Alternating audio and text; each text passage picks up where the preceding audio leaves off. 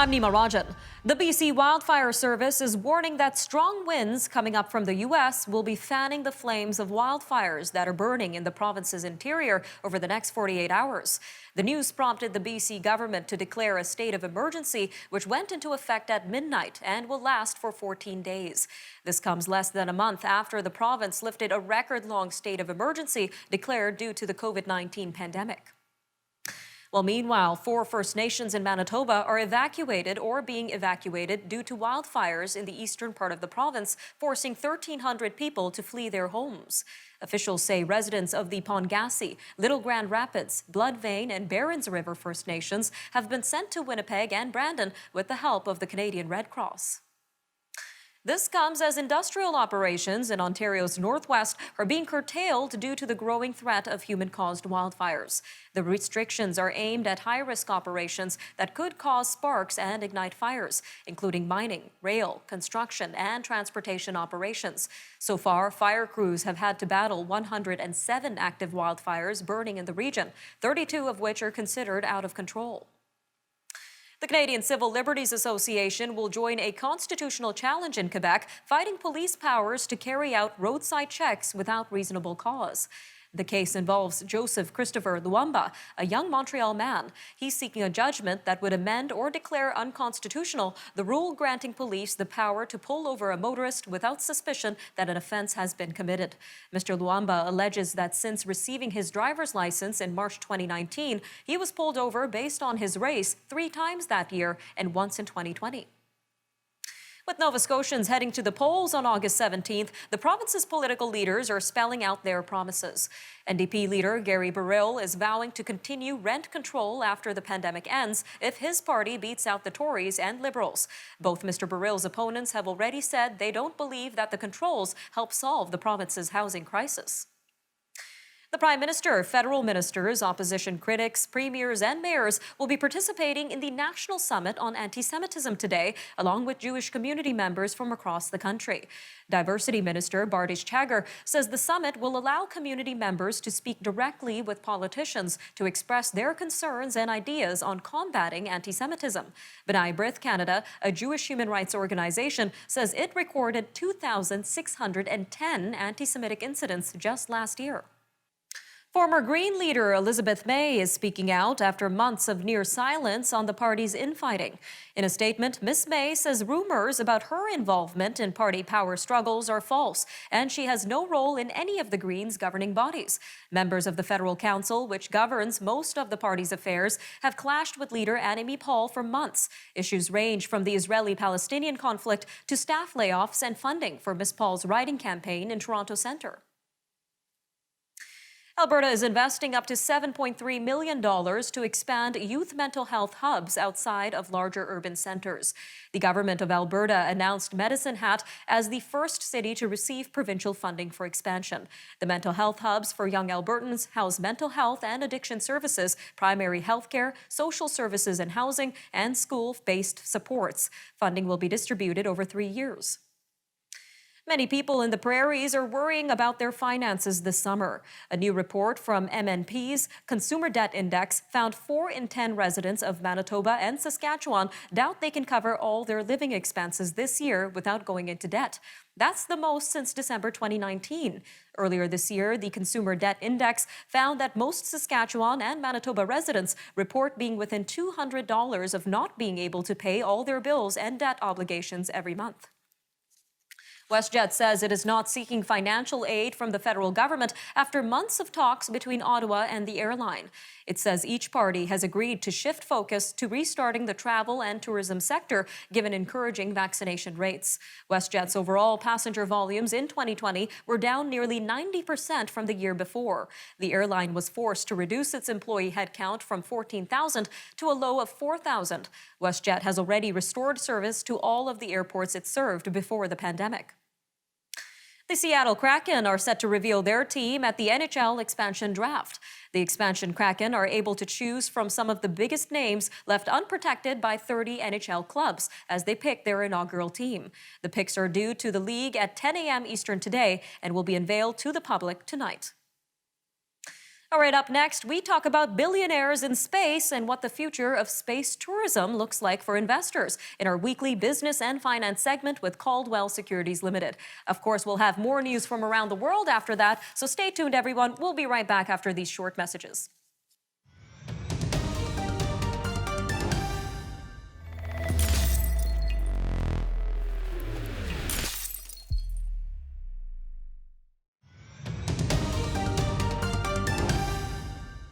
Jeff Bezos blasted into space on Tuesday as his Blue Origin rocket company made its first flight with people on board. He becomes the second billionaire in just over a week to ride his own spacecraft.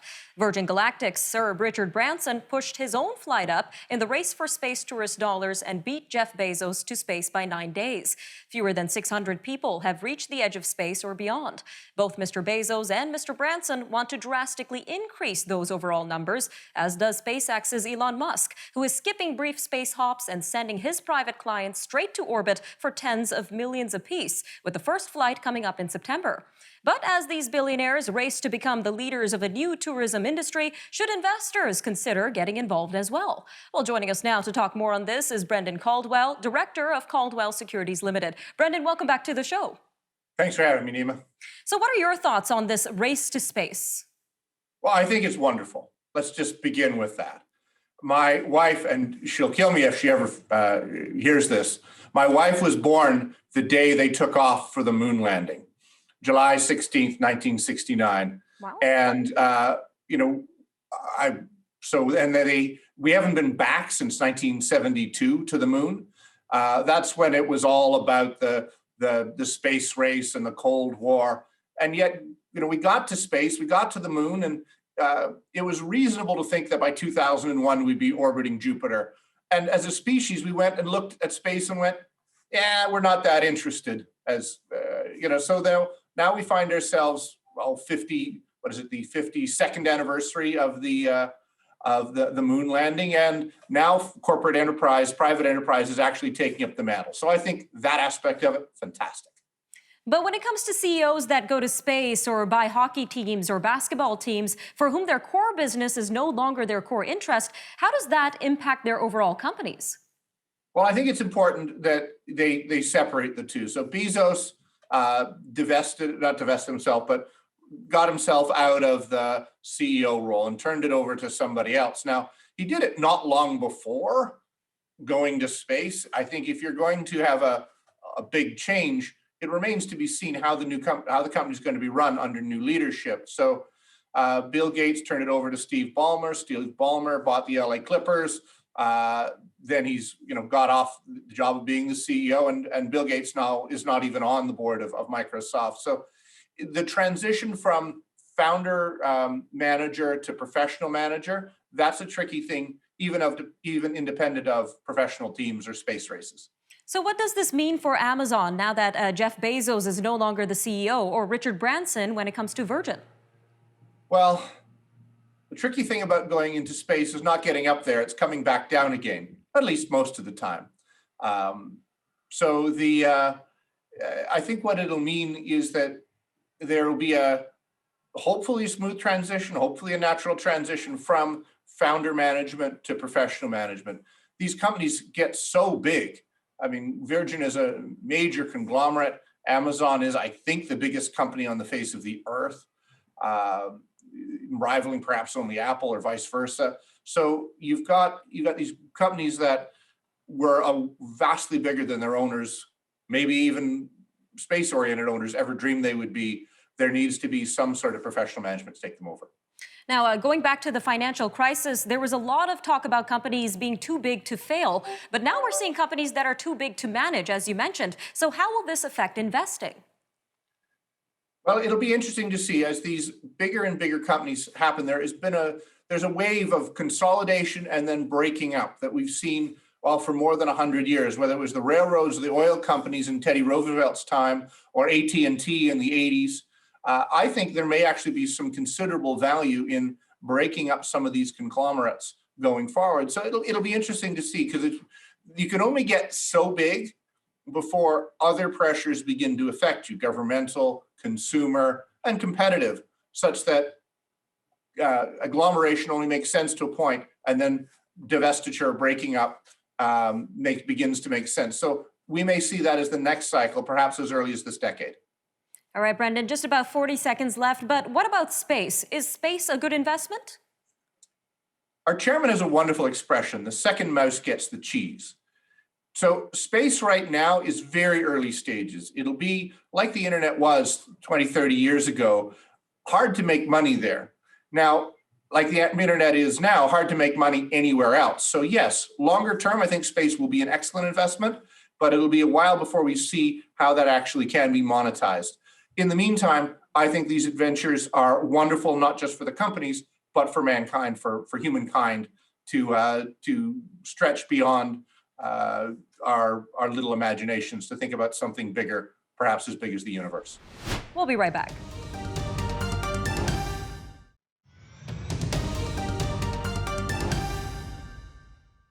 In an effort to combat vaccine hesitancy across Canada and the United States, several regions have taken to offering perks to get needles into arms. Last month, Alberta announced anyone receiving their first dose will be entered into a $1 million lottery. The Manitoba government has given 16 organizations grants to encourage people to get vaccinated for COVID-19. And in Ontario, there haven't been any concrete signs that any bonuses are on the horizon. However, experts are now indicating that vaccination rates of close to 90% may be necessary in order to achieve herd immunity against the COVID-19 virus. Well, joining us now to help us debunk some vaccination myths for those who are hesitant about getting the jab is Dr. Abhishek Raut, Medical Director at Appletree Medical Group. Sir, welcome back to Forum Daily. Thank you. Good to be here. So why is it important for Canada to achieve this 90% vaccination mark? Right. So if you have one infected person in a room, that infected person can spread the virus to others, and then those people would spread it to their families. But if you have the same infected person and others around them are immune to it, no spread occurs. So stopping the spread of infection by having as many people protected as possible becomes the priority there. And that allows us to stop spreading it to vulnerable people. So we think this percentage needed is closer to 90%. So until we get to 90%, we're not going to have the benefits of herd immunity. And what are the key causes behind vaccine hesitancy that were observed by medical professionals? Right, yeah, we have some interesting research on this. Scientists have analyzed the rumors that went from 2019 all the way to November 2020. Off the about 576 rumors, 36% were related to vaccine development, availability, and access. 20% were more about the morbidity and mortality, and 8% on the safety, efficacy, and acceptance. And of course, the others were very small there. So off the items, 5% were true, 83% were false, and 10% were misleading, and 2% were exaggerated, which means that if you read an article online about COVID-19 vaccine hesitancy, there's a 95% chance that it will not be helpful to you, and it may even harm you by putting you at risk. So how can officials tackle this and effectively communicate about vaccine safety? I mean, it's a great question. I think we know that the guidelines and rollouts have unfortunately become a bit political from early on in the pandemic. And we still have anti-mask and anti-vaccine groups continuing to march and hold rallies in Canadian cities. But the vaccine rollout plan itself, there've obviously been some setbacks, changes to dosing schedules, mixing and matching. And now that we've gone through all of that, this next step is to really focus on the vaccine hesitant. And in that group, we focus on the one who could be accepting of vaccines or who are okay having a respectful conversation with their healthcare professionals. And meanwhile, we're seeing vaccine hesitancy in certain communities as well. We know Black Canadian leaders are asking officials to address this issue in their communities. So what would be your advice on this? Yeah, so what we know, especially if we take Toronto as an example, Black people and other people of color have made up about 83% of the reported COVID-19 cases in Toronto. So 21% of those reported cases affected Black people, who only make up 9% of the city's overall population. So COVID is really having a greater impact on those in our community who face much greater health inequities. So we need to really prioritize these high-risk groups and at-risk communities with better information and better delivery of the vaccine. All right, sir, just about a minute and a half left. So let's debunk some of these myths around vaccines. Do these vaccines have any impact on the fertility of a patient? Yeah, that's a common question for sure. There are those who wish to get pregnant, those who are pregnant, and those who are breastfeeding. Well, we know that if you are pregnant, you should just have a discussion with your doctor, and depending on the area you live in, that may make a different call. But when we look at planning on becoming pregnant and breastfeeding, it's completely safe. And what proof do we have to back the effectiveness of vaccines? I think the biggest proof is that we've seen an incredible decrease in COVID-19 cases, including hospitalizations and death, as we increase the number of people vaccinated. And is it even possible for tracking microchips to be installed in vaccines? Yeah, it's a common, interesting dilemma there. So let's entertain that for a second. If we currently don't even have the nanotechnology for something like this, we're probably 10 to 15 years away from realizing this level of technology. And say it were true and big tech and big government were trying to monitor us, well, they could just monitor our phones. It's next to impossible to now be off the grid. All right, Dr. Raut, always great having you on Forum Daily. Thank you again for your time today. Thanks so much for having me. All right, don't go away. We take a look at what's making news around the world after the break as the German government approves money for flood aid. Meanwhile, China deals with flooding of its own, and France prepares for COVID passes to enter tourist venues. We'll have these stories and more coming up next on the Forum Daily.